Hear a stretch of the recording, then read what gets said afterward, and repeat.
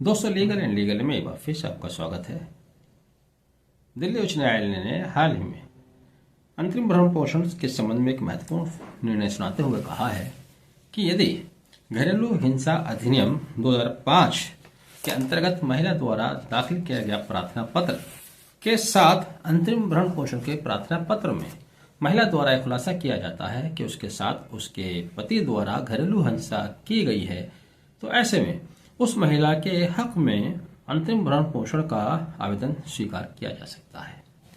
दरअसल यह निर्णय दिल्ली उच्च न्यायालय द्वारा 7 जनवरी 2025 को एक मिसलेनियस क्रिमिनल कंप्लेंट संख्या 4406/2019 में दिया गया है, जिसमें पिटिशनर की ओर से एडवोकेट शताक्षी सूद और रेस्पोंडेंट की ओर से एडवोकेट संदीप भूरिया शामिल हुए थे। यह निर्णय सिंगल बेंच अमित महाजन के द्वारा सुनाया गया है। जैसे कि मैंने पहले ही बताया, 7 जनवरी 2025 का यह निर्णय है। दरअसल महिला द्वारा घरेलू हिंसा अधिनियम 2005 की धारा 12 के अंतर्गत एक प्रार्थना पत्र दिया गया था।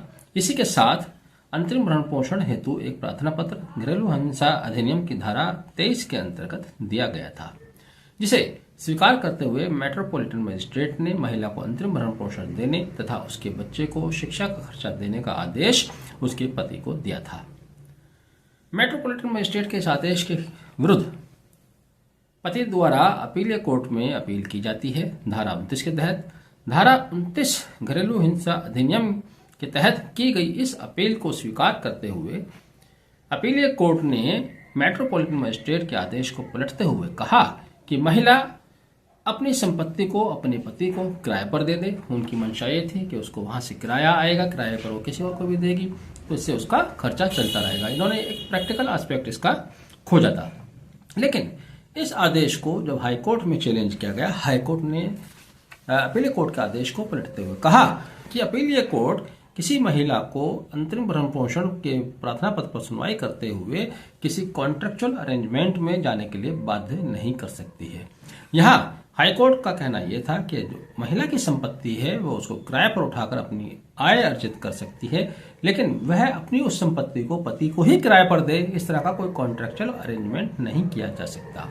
हाईकोर्ट ने कहा कि महिला को केवल इतना बताना, इतना खुलासा करना काफी है कि उसके साथ घरेलू हिंसा हुई है। अगर ये खुलासा होता है कि उसके साथ घरेलू हिंसा हुई है, तब ऐसे में अंतरिम भरण पोषण का प्रार्थना पत्र स्वीकार किया जा सकता है। ये दिल्ली उच्च न्यायालय का आदेश है और दिल्ली मेट्रोपॉलिटन का भी आदेश इस महिला के पक्ष में है। लेकिन हमारे यहाँ उत्तर प्रदेश में खास तौर से और दूसरे न्यायालयों में स्थिति इस तरह की नहीं है।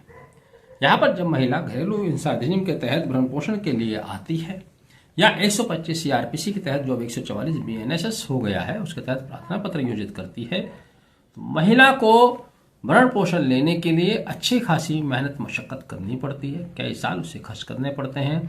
अंतरिम भरण पोषण के प्रार्थना पत्र को डिस्पोज ऑफ करने का या उसको निर्णीत करने का महिला के पक्ष में हमारे यहाँ कोई फैशन नहीं है, जिसकी वजह से यहाँ कार्रवाई लंबी खिंचती है और अंत में आकर ना चाहते हुए भी महिला को समझौता करना पड़ता है। यहाँ पर तारीफ करनी होगी दिल्ली एंटायर दिल्ली के जो एनवायरनमेंट है भरण पोषण को लेकर, वहाँ त्वरित कार्रवाई होती है। उस कार्रवाई के चलते उनका भरण पोषण का प्रार्थना पत्र भी महिला के हक में तय किया गया था। लेकिन अपील के बाद हाईकोर्ट जाने में काफी टाइम लगा। 2019 की पिटीशन थी जो कब 2025 में आकर डिसाइड हुई। 5 साल वहां महिला को तारीख पे तारीख में लगे रहना पड़ा। बहरहाल ये निर्णय महिला के हक में आया है, एक अच्छा निर्णय है। अंतिम भरण पोषण के प्रार्थना पत्र को त्वरित निस्तारित किया जाना चाहिए, इसमें कोई दो राय नहीं है। गुण दोष को देखते हुए आपने वीडियो आखिर तक देखा। Thank you. Have a nice day.